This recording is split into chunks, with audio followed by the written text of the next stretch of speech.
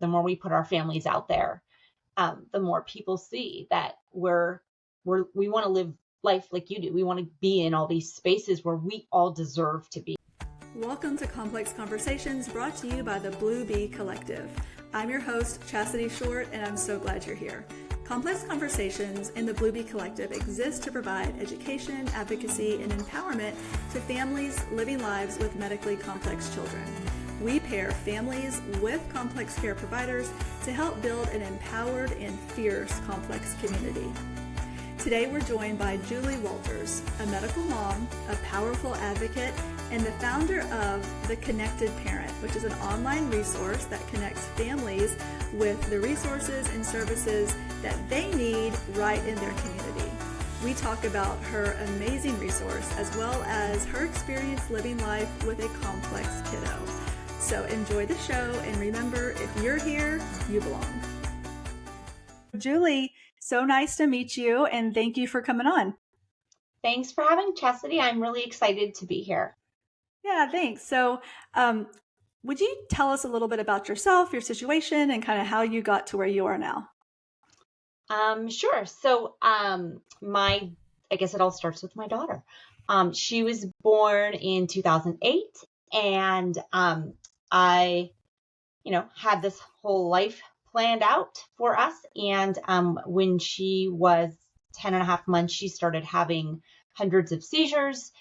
She was desatting, and it just completely changed our entire life. The ambulance thing, we were really lucky because we were able to get a diagnosis quicker than I think a lot of families are.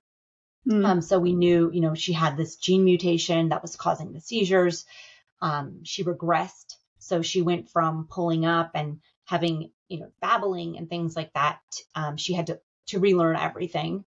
And it was kind of a really scary nightmare for everyone. Oh, yeah. But we got a diagnosis. And so we were able to start looking for, my initial thought was like, how do we fix this, right? How do we make the seizures stop? Because the seizures are going to take her life. And so we formed a nonprofit for PCDH19, which is the gene mutation. And I've been running that as a volunteer for 10 years, welcoming families when they first get diagnosed, helping us fund research, and really just making community online, because often, even in your own community, you don't have someone who is going through that exact thing. So that's kind of what I did. Well, I just want to say, there is no force like a medical mom force to be reckoned with.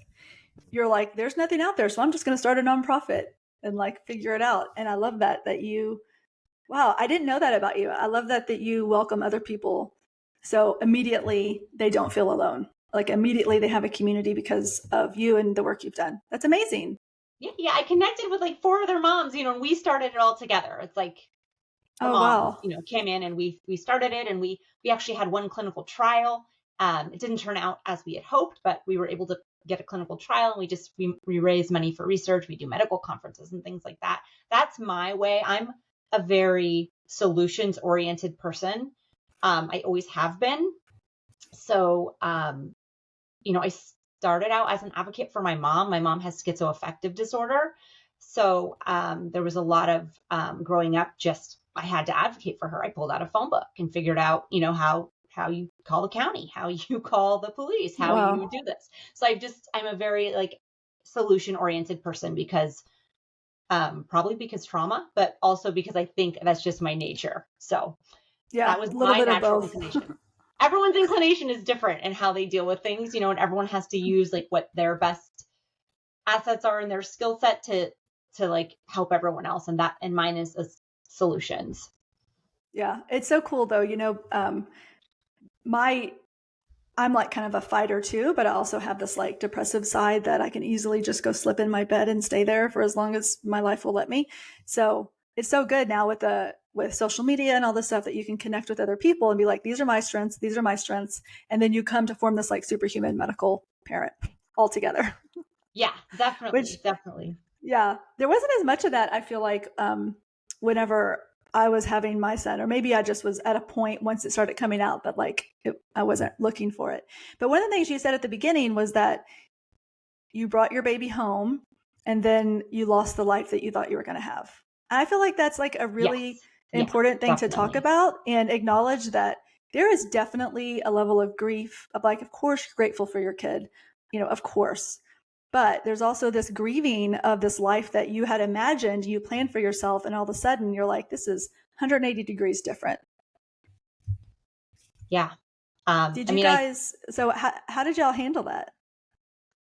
I mean,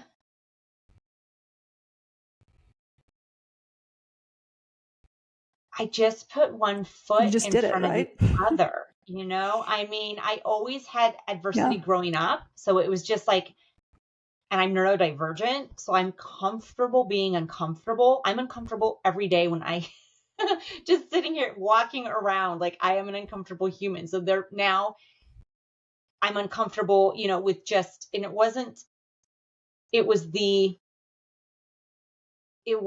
her, like I was definitely fearful for her safety and her well-being and her, these seizures her seizures are, life-threatening. She desats. We have to give her oxygen every time and like bag her. And they're very, very dangerous seizures.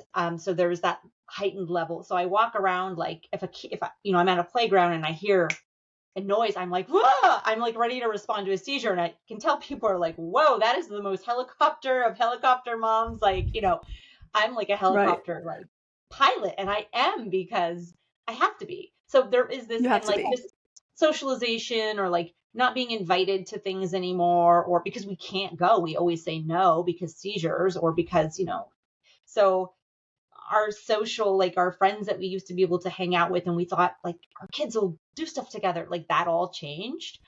So it was very different. Like my kids can't, because Violet has a brother, like she didn't get to spend the night at her grandparents like cousins do, right? Because you can't do that if grandma and grandpa can't handle the seizure. Like there's so many levels of like not being connected to your family the way you want to be anymore.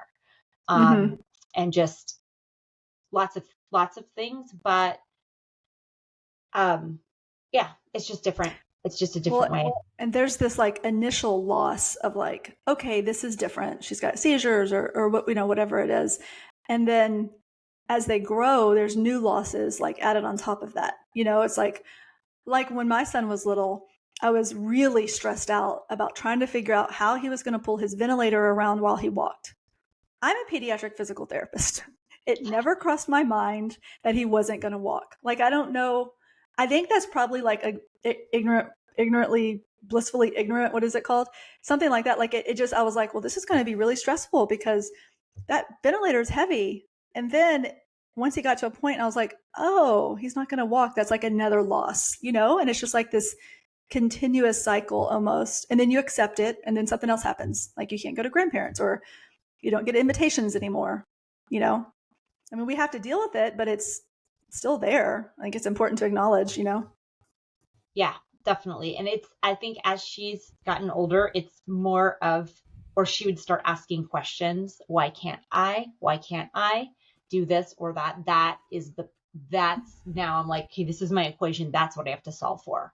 Well, why can't you do this? Because there's nothing available for you. You should be able to do this just like your brother can do this.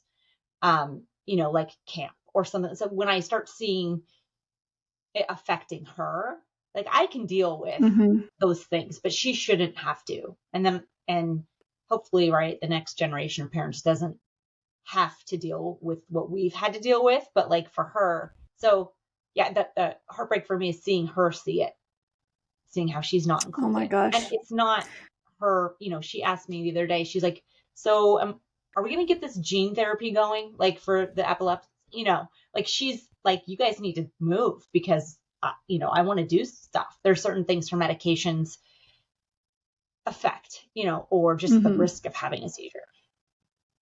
That's a level of something that I've never even thought about. My son wasn't able to communicate in that way.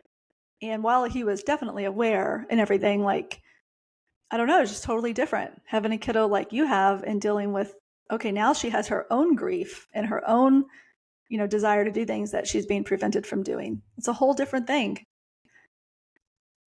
Yeah, there's definitely like that piece that I struggle with, like that she can't do it and I have to tell her. I remember one time I had to make, this is a really like one of those pivotal moments that you kind of always remember in your life. And I have a few of them. And one of them was that I was sending my kids to summer camp, or like a camp up the street. And basically they said that she couldn't go. And my son was signed up for the camp. And I had to try to explain why she couldn't go to the camp. And you can only explain away, and I'm like looking everywhere, like, can I find a place that can include her?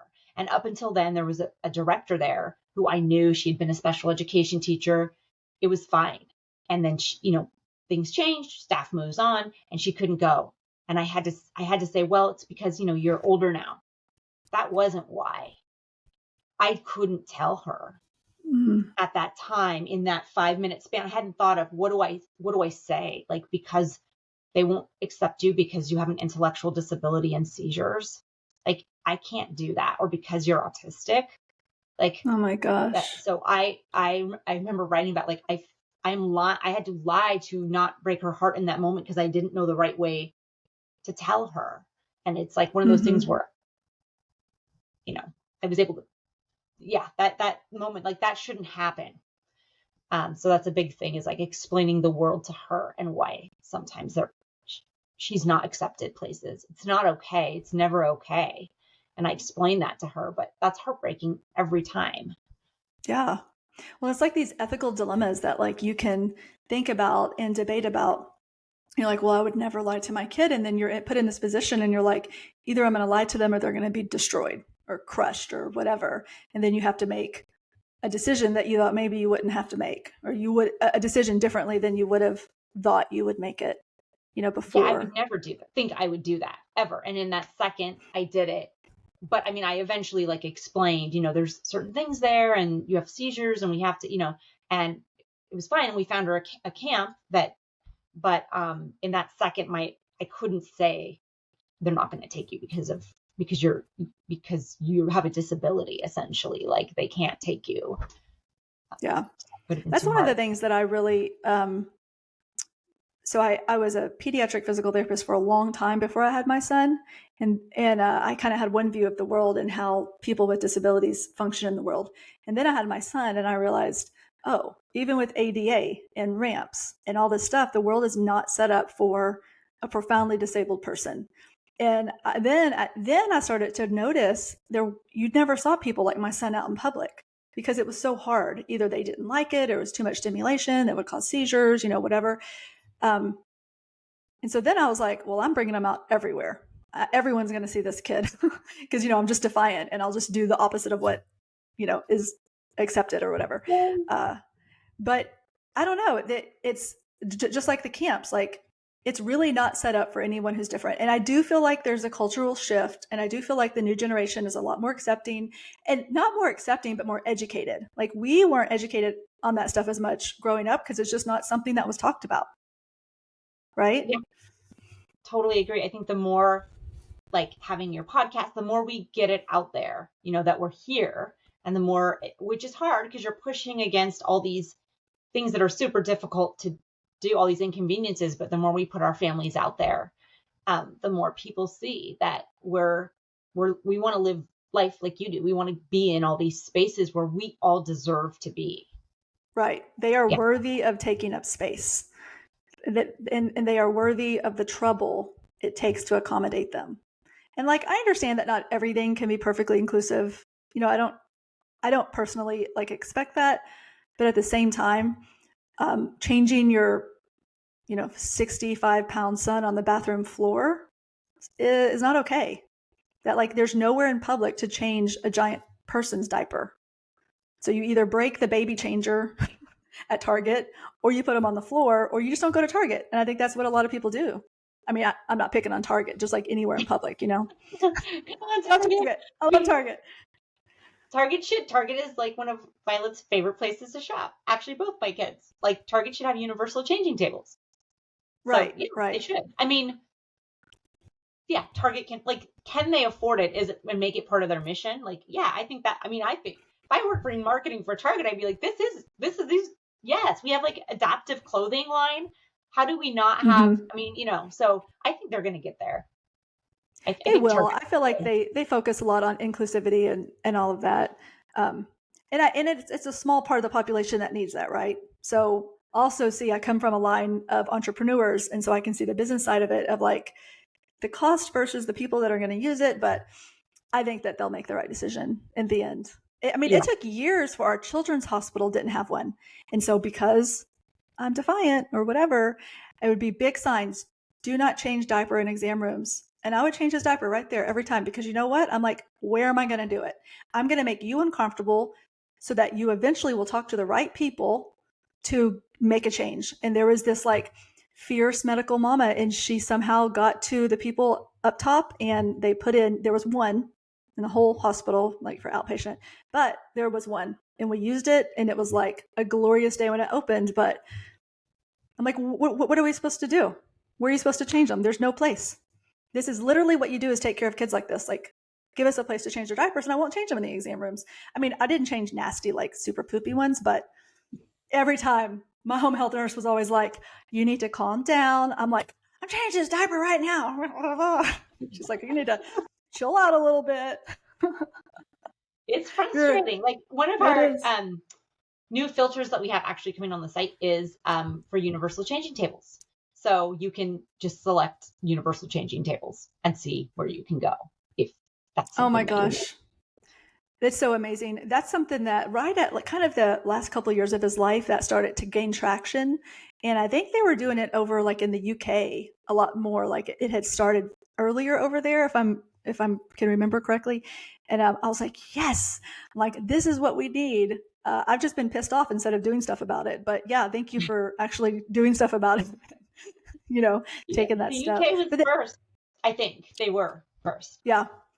But this is the stuff that, like, if you don't have a kid who wears a diaper who's 65, 70 pounds, you would never think about that. And like, that's okay. I don't blame you for not thinking about that, because you've never been put in that situation. But this is why we have to talk about these things, so to let people know there's giant diapers, and there's giant blowouts, and there's giant poopies, and there's nowhere to change them except for on the floor. Yeah. So, I mean, you don't think about those things. That's the thing.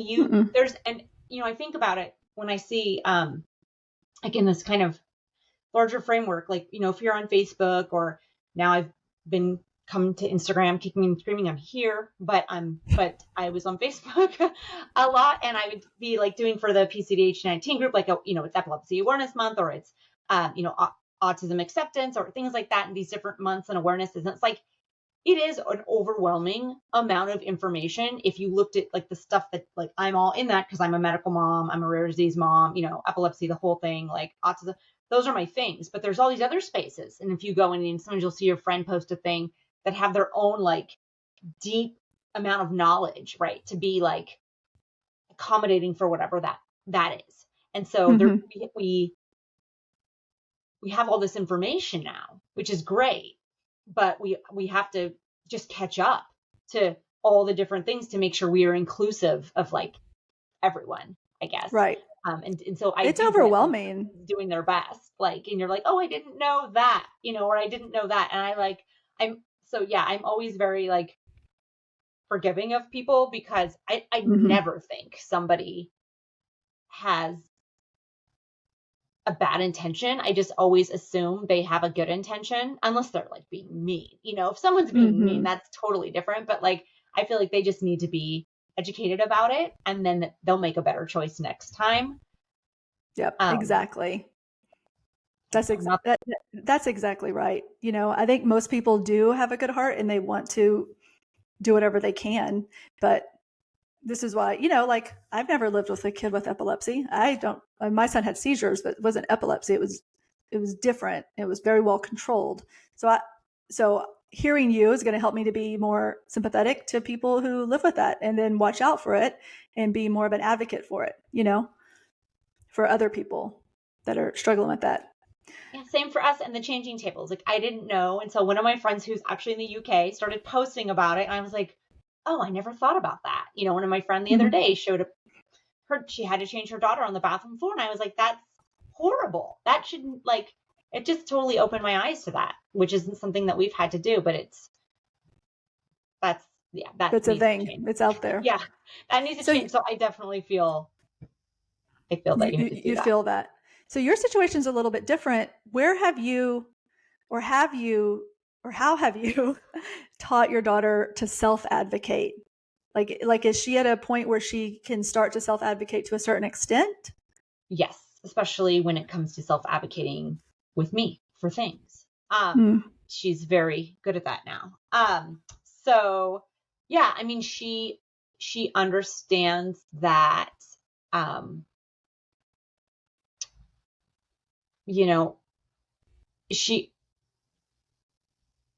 it's hard. She understands, like, she can tell when something's not fair or right. She may not be able to express exactly what it is. But I know by looking at her and the way she looks at me, and she doesn't know, like, exactly what to do. But we work on that and, like, advocating, and you can say, like, I'm not comfortable with that. Or something, but so we are working. She is going to get an AAC device, because sometimes in the moment, if she's verbal, but in the moment, those words don't come out, and when she really needs, especially if you're put on the spot and you feel like you need to advocate for yourself. So that's something she's actually asked for. That's amazing. Can you tell everybody what that is for people that aren't familiar? Yeah, it's an augmentative communication device, and it's used for being able to type instead of speaking, and so you can get your point across that way. And we're just kind of looking at the different ones that are available with her. We're looking with her speech therapist, but it's something that she advocated for herself. We were actually at a reading.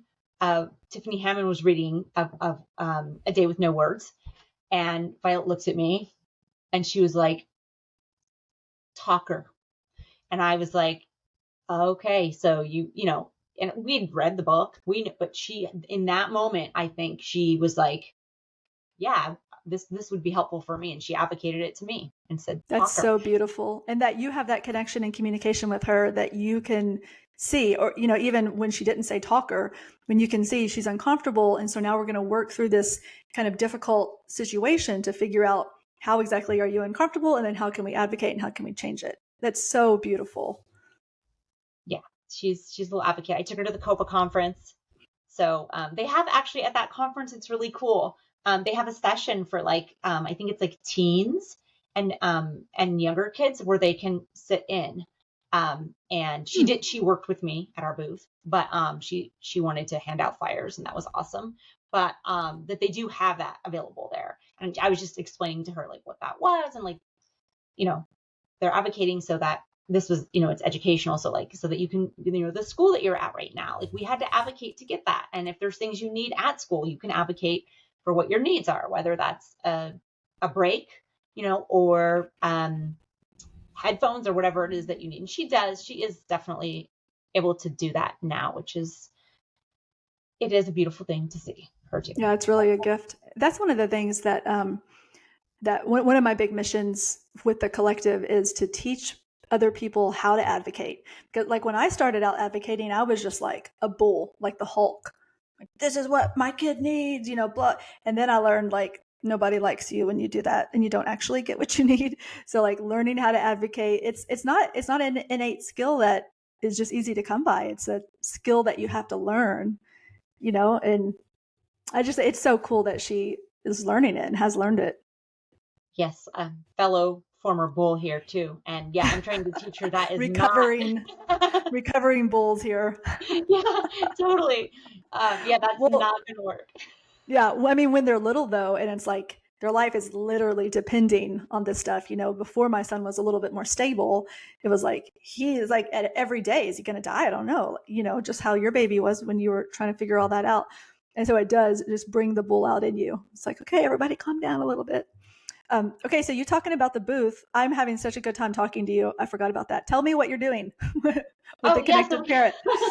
so We can, this booth was for it wasn't a PCDH19 Alliance booth. It was our Connected Parent booth. So we were just going out to introduce the the the platform to people, and we just started by going to regional conferences like the COPA conference or like the Inclusion Festival, which is a really cool thing in Sonoma County. We're in Northern California, and just doing booths. And Violet's been joining me and in so Sonora. what is the platform? You're saying the Connected Parent in the platform. What is that exactly? Yeah, so the Connected Parent is essentially a Yelp for families that have children with disabilities, who are neurodivergent, rare disease, anything that makes it difficult to find the things that your family needs, essentially, where you're like scouring through Facebook groups or calling everyone you know, or, something that should be super simple in the year that we're in. We're essentially a giant hub, and we've been employing mostly moms. Some other people work here as well. Violet actually works here, and we've been doing data entry for almost 2 years, and tagging and labeling all of these things and resources. So, and then That families can come is find them such and review them. that is such a needed resource. Like I would have paid $1,000 for that whenever I was trying to find stuff for my son and felt like I could never, like even donating old medical equipment. Like that shouldn't be that difficult to find, but you call everywhere. They're like, we don't take it. We don't take it. I'm like, what does everyone do with their wheelchairs when they're done with them? Finally I found the place, but that's such like a powerful resource that you put together for people. Is it a website or what is it? It's a website. It might be an app one day, but it is a website. It's a very much or very similar to a Yelp platform, so you can do a review. Eventually, we're rolling out like our business portal. We have an events coming, so you can find like sensory friendly theaters and like the Inclusion Festival. Like my really good friend who lives near me missed it. She's like, I didn't know it was this weekend, or I would have gone. And I was like, so we, even though the flyers were circulating and stuff like that. So if you could, you'll be able to type in your zip code and be like autism and find like autism specific events, or like if it's time for sensory friendly or whatever. So that's our like goal, and we're working towards that. But yeah, it was, born out of frustration essentially, because I had to find a school for my daughter. Our district said we would like her to go to a private placement, and I almost missed it because I couldn't find it. And I talked to this amazing mom, Nicole, who I will always she'll always be my hero because she's the one that told me about the school. But I had to talk to like 10 other mom friends first. And they're like, well, maybe talk to Nicole. I know her son goes to a school they really like. And it was a tiny school, super like close to my house. And I didn't know about it because it was super tiny and like super new. And it's completely changed her entire life. And I would have missed it. I love that. I was like, after that, that was my final straw. I'm like, I've been having too many years of this, and this, this is so silly. Right. That the school you were going to doesn't even have the resource, Yeah, they didn't know about it. And so it was up to me, like it's usually up to the parents to go find the thing, and even with like other resources, like it's just, and so we are like crowdsourced. So like we want families to make a free account and then put in so if you don't see it in there, add it and then write a review and let us know if it's good. Let us know if it's not good. We want to, part of like what our mission is that we work with these providers, right? Because as a provider yourself, maybe you can relate to this. Like, we don't think you need to know SEO, be like, have this like huge Instagram page and all this stuff to get clients, right? Like I find like some of the therapists, like their websites aren't necessarily the most up to date because they're busy providing therapy. Like it shouldn't be that. And so if we can also help providers, then we might get more places that want to serve our families, more providers, more recreational places, because we're coming to them, we're reviewing them. We can find them and we can go there and like bring more of our community to them, and they can serve our communities better. So I just feel like kind of the mission isn't to like say they're horrible, but like this is how they can improve. And this is what we'd like to see, and kind of have this nice constructive feedback loop going back and forth from families and providers. And is it searchable by location then? You said you put in your zip code or whatever? Yeah, you put in your zip code and then you have a choice Okay. of, and as of Monday, you'll have a couple different choices. But right now you have a choice of online or local. So you can, Okay. like if somebody just provides services online, like an online therapist or online speech, you can just select online if you know you want something you can do at home, or you can select both. And you can search by your zip code. And then on Monday, and so right now, the way it works, you have to select like what you're looking for: advocate, attorney, camp, PT, OT, speech, any number of things. There's so many on there, and we're adding new ones all the time. And we're starting to do restaurants as well, like restaurant reviews. But Oh, that's such a good idea. yeah, because and we have dentists, haircuts, like things that are really challenging. Like Violet's gonna, she actually wanted to film part of it, like her dental. She's gonna have to have anesthesia, and she's been filming like the process of when we go in, but because that's hard to find. But basically, on Monday, instead of having to choose one category, you can just sit all in my area and put in your zip code, and you'll just see all the stuff in your area that we have. So you'll see, Oh my like, do we gosh. have a lot in your area? Do we not? And regardless of, and then you can filter down by like, okay, I'm going to click in like physical disability, or like eventually, like in a few more weeks, you'll have the universal changing tables, like wheelchair accessible, things like that. But we Oh my need gosh. the Everybody place. needs to know about this. This is so important. We need places to put it. We need people to make a free account and add in the things that are local to you, because we are a group of self advocates, parents, special education teachers even, but like we need more because we're a very small team. There's only a few of us, and we can't populate the entire United States. Well, And yeah, how are you going to know if you're in California what's in where I live in Texas? Like, there's no way. Yeah, we have to do it. But, I think people would be so willing to do that because I think everyone has the same struggles. Like, I'd love to go eat, but this restaurant is so loud, and now we're just going to leave without eating our food after it's come and we paid for it because we're having a meltdown now. yeah, and it's different. That's the interesting cool thing, is that it's different for us. We need it to be loud. It has to be loud because we are very loud. And so it needs to be loud. And like this is interesting. We were at a sandwich shop this weekend, and a car went by, or something went by. I don't know what it was, but it was behind me. It made this weird noise. And one of my children covered their ears and couldn't handle it. And my other child said, there's something really comforting about that sound. We are a neurodivergent family, and that's what happened. And I went, so how would that, as I'm always thinking of like from the connected parent, I'm like, how is that even, if you're going to, say sensory friendly, that was really soothing for one of my kids and really not for the other kid. So Right. It's just, you have to kind of almost go in and read the reviews, because it can't be a generic, like even in like the inclusivity space, like that was inclusive and great for one person and not for the other. So it's very individual. And that's where reviews come in, I think. Yeah, that's perfect. I remember when I first started my therapy career, there was like one therapist there she was the sensory neurodivergent person. Like, she was amazing. She was a guru, and that was it. And the rest of us didn't really know a lot about it. And I love the way that things have gone. So that was 19 years ago, my first job, the way things have gone. And now it feels, from the therapy perspective, so much more mainstream. People are a lot more educated about it. People feel like they know what to do with it, even if they're not like an expert, and that's my specialty. So I think that all the advocating that you guys and people like y'all have done, just in general to the general population the past 20 years, has made a big difference, like especially in the therapy community, but I think just in general for like acceptance and, understanding that just wasn't there before.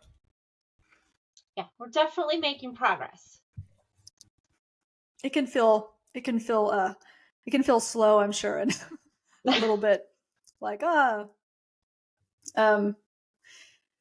yeah, well, okay. So if I didn't ask you this and I didn't prepare you for this, but if there was one piece of advice you could give somebody who just got a new diagnosis, or more than one piece of advice, is there anything that you would like a new parent who just got a diagnosis to know?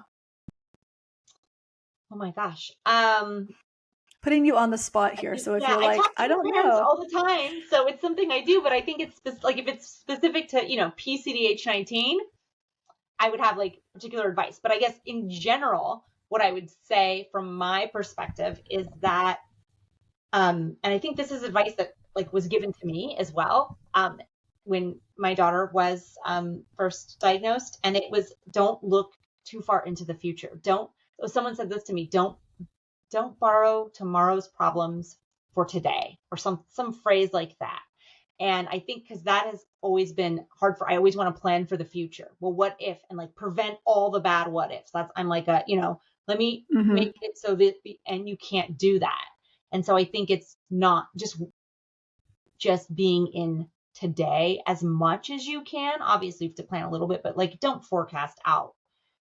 And even as I say that, like, my propensity is to forecast out, and you're thinking, I'm actually forecasting right now as I'm telling you not to forecast. Yeah, I'm like, but I think that I even still need the reminder, but I think that that's really good advice. Someone gave that to me. I still remind myself of it all the time. Like, just be here. And I think if I could say another one, it would be to just, everything the world can't give your child, just give them love and acceptance every day. And I think that's the most important thing, because at the end of the day, feeling that love and acceptance from your family is probably the most important thing you could have for quality of life, I think. I love absolutely. I mean, I think even now with 4 typical children, so I had 5 children total, 4 left who are typical. Even I struggle with even doing that for my typical kids. So I think that's excellent advice.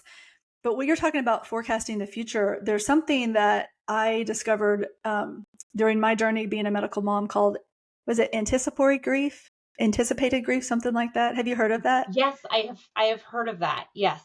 Yeah. So like when you're thinking ahead of like possible scenarios, and then you're sad for something that hasn't even happened. You don't even know if it's going to happen.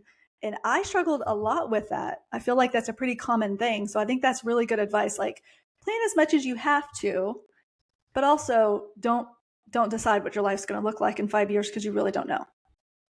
Yeah, you really can't know. And why? Yeah. Why? It's hard. I mean, I struggle with it all the time, and I have to I'm like, Julie, like, just right now, like, do not, but I do it, and then I pull myself back. So it's a big challenge. It is. It's a big challenge. And especially if you have a kid with like a life limiting diagnosis, like, this is super morbid, but I had his funeral planned for like 5 years before he died. And I thought about that a lot. And for part of it, it was like, not just because I like to like feel sad, but I needed to have a plan for when it happens. And then, just like you on the playground, like, if she has a big seizure event right here, how am I going to handle it? How am I going to respond? And so it's, preparing like, okay, we're in church on Sunday and I'm planning out my route if he stops breathing, and where I'm going to go to resuscitate, and how I'm going to tell the ambulance where, which entrance to come into. But it's just like a normal thing that I think we all have. But trying to control that a little bit of like, okay, prepare, but also like, don't live in this space or you're just going to be a complete disaster all the time.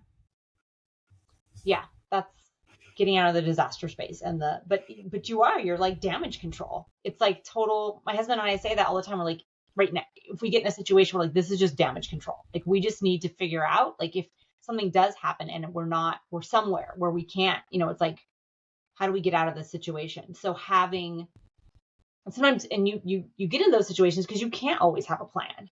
If we're doing adaptive skiing and something happens while we're not going to not allow her to ski because we don't want her to have a seizure while she's coming down the hill, or not be in the chairlift because she wants to do that so much. But I'm like, this is going to be one of those situations where it will just be damage control, because if something happens, we haven't experienced it, and it might be, we'll look back and go, that wasn't the right choice, but we always have to put her, it's it comes back to quality of life, or quality of life. Exactly. Yeah. And that balance, right? That balance of like safety versus let's live our life. And sometimes you have to take some risks for that. Yeah. And so there's not a plan if that happens. We don't know what that would look like or what would happen. But we're going to have fun today. Yeah, that's great. You mentioned earlier something about trauma, and I feel like trauma is something that I think you mentioned that earlier, unless I made that up. I think I think trauma, I'm having this like running dialogue in my head all the time. I think trauma is something that I'm trying to bring out to talk about, that this is a reality. I don't know. I feel like everyone's better about talking about stuff now, but I knew I was having trauma. I knew I had PTSD, but like now that I'm 3 years out from my son passing away and like really trying to process his life, I'm like, that is insane. Some of the traumatic kind of situations that we're put in. And we think of like PTSD of like soldiers coming back from war, right? That's like, you're not really worthy, or it's not bad enough to have PTSD because you haven't been in war. But we kind of have. Like, if you think about, they're at a heightened state for a long period of time, in a life and death situation for a long period of time. They might have seen traumatic events happen to other people, to friends. It's the same thing. We're in this heightened state. You're worried about the seizures. You had to, probably see her have medical procedures done, and that was traumatizing. So I feel like we're all in this same state. And I think it's important to recognize that this is an actual thing that we deal with. And so then once we start to recognize it and accept it, we can get some tools on how to handle it. Do you have experience with that, or do you feel like you can relate to that at all? Yeah, totally can. I not until I was an adult realized like, oh, I've been traumatized since I was a child, probably because of things that I witnessed due to my life circumstances. And so I recently read The Body Keeps the Score. I thought that was great. Interesting read about how trauma affects everything and how it can affect two people very differently, and learning some tools from that book. But yeah, I think that's on my to read list, by the way. Oh, it is? Okay. I did Audible. Yeah. It's good. Yeah. Very interesting. I'll listen to it because I'll never actually read it for real, like the real way. So I'm going to listen to it now. Same. Like you reminded me. Okay, yeah, go ahead. Sorry. I can't read it either. It's a very good book. I think it is. Okay. I think we all are like totally, sounds so bad. We're totally traumatized, but I mean, I think it's traumatizing for us. It's traumatized. I watched that happen with my son. I'm like, he's watching his sister be resuscitated, when he's 2, and he's like, is she going to die? And like, he's 2 years old watching this, and not watching it once, but watching it multiple times. And what does that do to his development, as a young child watching this happen? And I'm sure you probably felt that too. What, like the siblings, like that's the thing, they are traumatized, and then we're traumatized. So we're trying not to make our being traumatized more traumatizing for the siblings. Like, it's a lot to think about. It is. It's like Oprah. You get trauma, and you get trauma, and you get trauma. Everyone gets trauma. That is, I love that. I hate that, and I love that. Yeah, I know, right? And this is not going to sound, I don't know how it's going to sound, but it is what it is. Lately, I've been thinking about it more. I'm like, maybe trauma is a natural state. Maybe it is. I mean, it's so common. They say like so many, it's like, how could you not have been in the wilderness, like, and get chased by a bear, or watch people get eaten by bears? Like, it's probably, it's supposed to be like a protection mechanism, right? So it's almost, so I'm like, is this just like a hazing? And it just depends on what circumstance you have that's going to be your hazing, like if you don't get traumatized as a child, then when you become a parent, you'll be traumatized. Like, it's almost like, how does anyone avoid being traumatized? Right. Everybody's going to have some level of trauma, right? And so, yeah, we need tools to be able to figure out and not just start drinking to cope with it. I feel like that's like the old school way. Everyone came back from World War II, started drinking a ton, and it's just, I don't know. Sorry, that's a tangent. No, there are tools to deal with trauma, and they're not necessarily good tools. If you're, self-medicating or whatever with drugs, but like, we need, I think, that, again, that's like a total cultural thing where our society's just not set. Like, I have friends who can't afford to go to therapy, or they have to choose. And I had to choose this at one point, my child's therapy or my own, because the costs are high, and that's a whole other thing that I could talk about, but like, I don't want to, but if we're going to keep saying, self-care and therapy, and how do we make it possible? How do we make it affordable and have the time built in, and, all this stuff? Like, everyone's so busy, and they're, hopefully, right? Like, I think hopefully, like, we are a connected parent providing some sort of a solution. Like we're cutting out some time that you're time suck, right? And like Yeah, that's absolutely. essentially like, how do we make this more efficient so we can get the things we need in our lives to be better functioning and better feeling humans as we walk through our journey here on earth. Like, I don't know. That's how I feel like, and we're not doing a great job as a society in providing those things. And families who are medical families like us, it's even more important. And you'd think we'd be the first ones to get those things, but oftentimes it's even harder for us to get them because the access isn't there, because you're doing all these other things and it's expensive and all the other stuff. So yeah, absolutely. I mean, well, a couple things. One, with the trauma with siblings, like I definitely can relate to that. I think that's a huge thing that we have to talk about and educate about and all of that. Like our little, and I mean, okay, I am so grateful for every one of my kids. And I feel like I don't want anyone to take this as like, well, it was your choice to have that many kids. Yeah, I know. Obviously, it was your choice to have a kid after your special needs kid. Yeah, I know. And I'm so grateful because honestly, I would probably be in an insane asylum right now if I didn't have him and that like light that he brought and the joy and the lightness that he brought to our family. I don't know how we could have dealt with what we dealt with. That being said, he was born into a very atypical family, right? Every family is atypical to a certain extent. But like as a little baby, having all that trauma, and as a toddler and all of that. And like one of the things that we worked on so much is like he won't allow himself to be comforted when he gets hurt.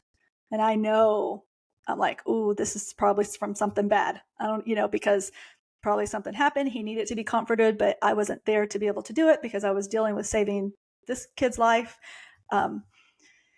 So anyway, I don't remember where I was going with that, except for I can relate. And it's also something that I think a lot of medical families deal with. Yeah. It's like the sibling. Mm-hmm. It's a big thing. And then they come second and all of that stuff. It's not fair, but it is. And then what else were we talking about? Oh gosh, I don't remember. Anyway, I'm sure there's someone in the audience going, she was talking about this. Like, sorry, I can't remember. No, it went to siblings and trauma, but yeah.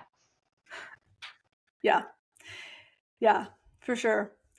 Yeah. So the resource you're providing is awesome. Like, it's so amazing. When I first found it, I was like, you've got to be kidding me. Like, this exists? Because we had just had the hardest time for everything, finding any resources. I feel like even like the giant pediatric hospital that I went to and worked at, it was hard. Like, I'm like, why don't you have those resources? Why didn't you tell me about this? I remember when we were able to get on backup Medicaid because when he was a little baby, because of his trach and ventilator and all this stuff. But the people at the hospital didn't tell me about it. I had a friend who actually I went to PT school with. She had a special needs kid before me.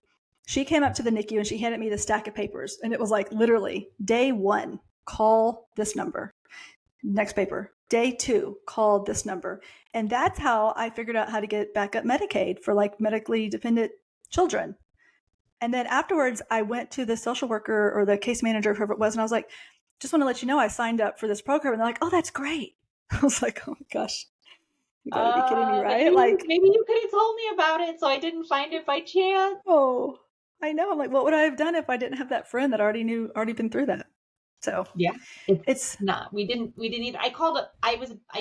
In college. I was a nanny, and one of the children I was a nanny for. He had at the time we didn't know what he had, but he had some challenges, physically and intellectually, and I was his nanny, and immediately, like this is like, I don't know, like 15 years later, I had not spoken to that family, and I found her. And I called Kathy and I was like, what do I do? Like, this just happened to my daughter and I took care of her. I know you, please help me. Like, they were the only other family I knew was the family I had been a nanny for. And she's like, call the regional center, do this. And she helped me because I was just panicking, coming out of a hospital. And it was calling someone I hadn't talked to in like 15 years who didn't even like live near me anymore, because I was like, she's a mom and I know she'll help me and she did. Yeah, she gets it. I remember the first time I had an experience like that. I was walking into like a grocery store and I had my son in his wheelchair and this other mom was walking out and she made a beeline right to me, like aggressively, an aggressive beeline. And I was like, what's going on? Like he was still a little baby. He was still on a ventilator and everything. And she didn't even tell me her name. She was like, are you on this waiver list? Are you on this waiver list? Have you contacted these people? This is what you need to. And she just like went through. I was just like, okay. Because she's like, I got about 2 minutes. I'm going to make sure you know everything that I know in those 2 minutes. And man, that woman changed my life. And from that point, like I was her. I'd see someone out with a kid like my kid and I'd be like, beeline over, be like, this is what you need to do. Be like, thank you. I didn't know any of that stuff. So those resources are totally needed because unless you happen to run into someone at the grocery store or have a friend like you did that you babysat for, like, how are you going to know? You don't. We wear the wristbands, the connected parent wristbands. So like we were at the sandwich shop and Violet wears a ton of them. And my son wears them. And if we see a family or we overhear something, we will hand them. Depending, we get a vibe, like, are they asking, like this guy was asking, he was like, and we don't know what to do. And we don't live and he was talking to someone else. And I was like, excuse me, like, we want to help. And now I'm like, I'm a disability advocate. Like, I don't know how else to say, to the person. And then we went up giving the bracelet and he was like, oh my gosh, thank you so much. Like he had no idea. Same thing of all these resources. So we have the bracelets with us and we just like pull them up. It's almost like a jack, want a bracelet. Like, oh my gosh, go to this website. But that's kind of the thing. And I stalked a mom too, but it was for a different reason because I remember being in the grocery store and this mom and her baby had Down syndrome. And so that's why I knew she had a disability, right? Because it was a visible disability. And I walked up and I was like, I was in a bad space and I just needed, and I was like, can we be friends? Like, can we, like, let's get our kids, our kids are like big. Yeah. I'm like, can we like get our kids together? Like, I just remember being like, just in this I love that so much. And then like I gave her my number and stuff. And then like several years later, I met her at like a special education event locally. And I was like, you're the mom. I remember you because I wanted you to be my friend so bad because like we had something in common because I could tell and I gave you my number. We were both like way too tired to even function, I think at that point. But like, yeah, that's how desperate I was that I like asked a stranger to like be my friend and like get together with me based on the like that her child had a disability. Yeah, no, it's totally true. You just want someone that's like you that can kind of get a little bit of what you're going through. You're like, oh, your kid has special needs. Can we be best friends? And they're like, whoa, calm down. I'm like, oh, I'm sorry. She was very nice to me though. Very nice to me. And I think I probably looked so tired. She was probably like, oh my gosh, like, yes, zombie lady, I will help you. I will, you can have my number. I feel like I've totally done that too. Like, can we be like really good friends? And then later I'm like, I was probably a little bit overzealous. They're not going to call me. That's okay. I mean, I've become friends with a lot of my old patients. Like once my old client patients' parents, like once I had my own kid, I was like, hey, I'm one of you now. Like, can I get in the club? Like, is there a club? How do we join? I feel like I'm a member. Automatic membership. Right. Yeah. Automatic membership. You don't even need a card. Anyway, right. Yeah. That's our card right there. That's actually one of the things that like, after my son passed away, it was like, oh, is my membership revoked? Like that's one of the identity issues that I feel like a lot of medical parents whose child does pass away, they're like, oh, I was special because I was in this club. And now like, where do I fit? Oh. It's a whole nother thing, a whole nother topic we can have a whole nother podcast on.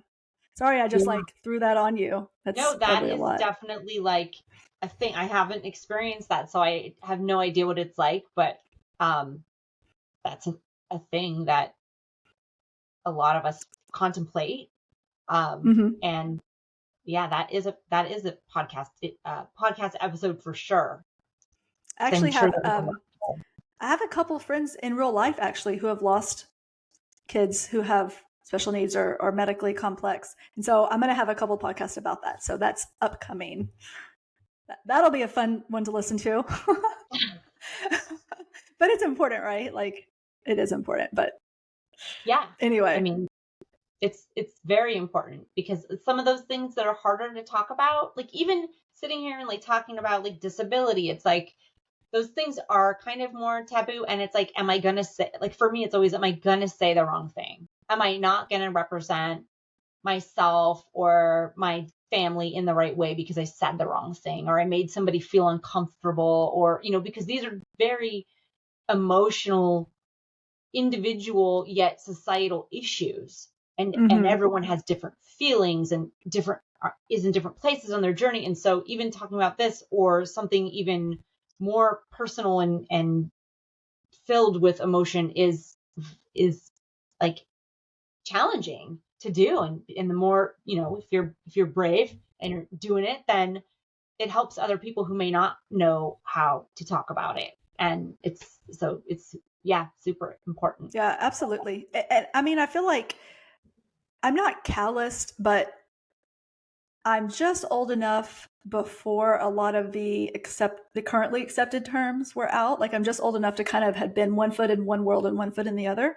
And so I just don't get offended, I mean, I get offended by certain things like the R word, but in general, I don't get offended. And I have to, and I'm putting my story out there to hopefully help other people and other parents and let them know they're not alone.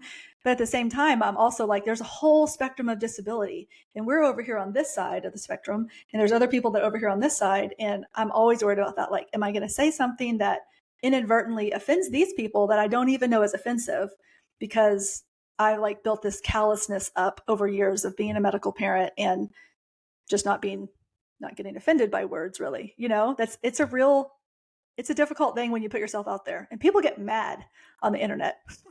I just started dealing with that. I'm like, oh, you're so mad at me. I'm sorry. Yeah, it's a thing. That is a struggle for me, because I never want to like hurt somebody's feelings.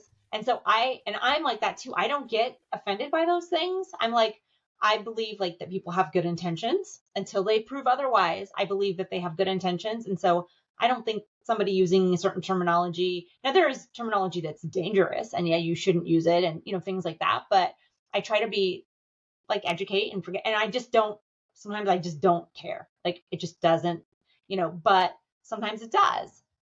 Or it will bother my daughter, certain things. But so I do worry about it. And I feel like, where's that balance of like, let's worry the least possible to have the most productive and healing and effective conversations without hurting. Like, where is that? And I think it depends on like who you're talking to. And that's the other weird thing about the internet. Like, if I was talking to this person, I might know them and know this language is going to be hurtful for you. But my other person over here might have a dark sense of humor and think this is like a different. And so when you're having a one-on-one conversation, you kind of understand who you're talking to. Like, there's a joke I might make with my best friend that I wouldn't make with someone I just met. And the internet, everyone who knows you or doesn't know you and doesn't know your sense of humor or whatever, or your intentions, they just hear it. And you're like, that's not what I meant. Like, and right. So you are putting yourself out there, and it's very like unnerving, but it has been necessary. And totally necessary. The dark sense of humor, me and my husband have an awfully fantastic dark sense of humor, because in order to get through like extremely stressful situations, we would just make light of it and kind of joke about it. Like, I mean, I can't remember how many times that we're not in the immediate emergency of like resuscitation or something, but like now we're in the ICU, everyone's calm, he's medicated, we're just chilling on the parent couch. And then we start making these like really disturbingly dark jokes, because that's how we dealt with the trauma. It's like either that or I'm out of here. You know what I mean? And so I have to remember that not everyone has that level of darkness, but man, when I meet another person that has a dark humor, I'm like, oh, you're my spirit animal. Like we're going to be best friends. We might be spirit animals, because we do too. Can we make inappropriate jokes to each other, please? Yeah. That is how I am. And that's why I have to, you gotta be careful, because that's shocking to a lot of people. Like, oh, sorry. Yeah, you're not in the resuscitation club. Can't joke about that. Exactly. Anyway, well, I could literally just talk to you all day. I wish you weren't in California, so we could be real life best friends. Maybe one day I won't be, or maybe one day you will be. Maybe I'll go to California.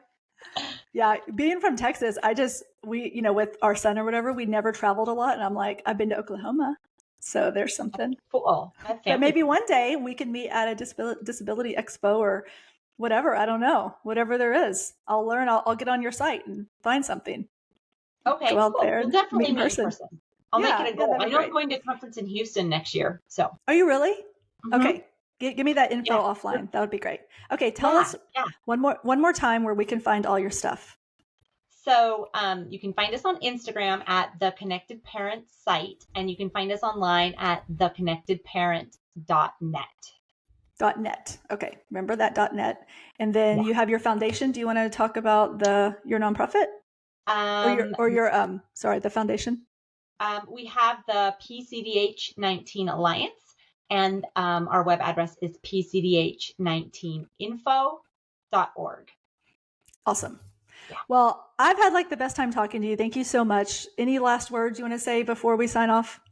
Thanks for having me. It was a really great conversation. It is the bright spot of my day, getting to chat with you and talk to someone like a kindred spirit, I think. So yeah, totally. Thanks for chatting with me. I appreciate it. The feeling is mutual. So we'll have you on again, because just an excuse to talk again. All right. Awesome. Have a great day, and we'll talk to you soon.